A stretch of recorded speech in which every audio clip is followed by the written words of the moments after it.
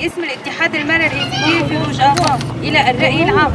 تعرض الإيزيديين على مر تاريخهم الطويل ل 74 فرمانا مسجلا وغيرهم من الحملات الإبادة والمجازر التي لم تكتب ولم تؤرخ لتكون شاهدا على وحشية ما تعرضنا لها، وكان آخرها ما حدث في شنغال على يد المرتزقة داعش الذي أعاد تاريخ العثمانيين الوحشي والإجرام ميري كور إلى الأذهان ما ارتكبوها بحقنا.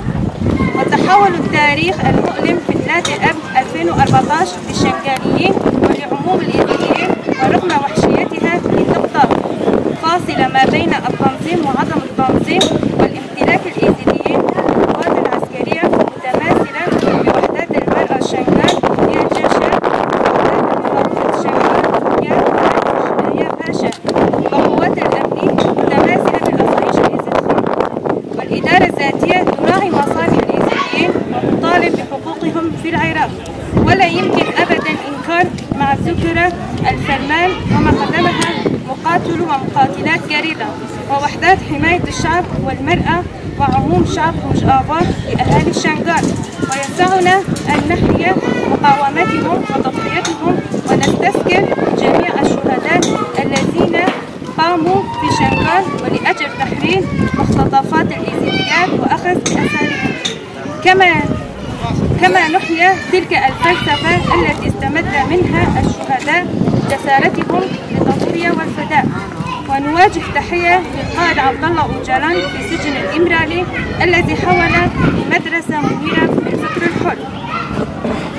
ولا بدأ من التأكد إن الذهنية العثمانية الوحشية مستمرة من خلال الجرائم التي ترتكب في شنغال من الهجمات بالسيارات وارتكاب الاحتلال الفردي القتل بحق الشنغاليين، إلى جانب الوحشية التي تعرض لها الإيزيديون في عفرين على يد المرتزقة وتدمير المزارات الدينية.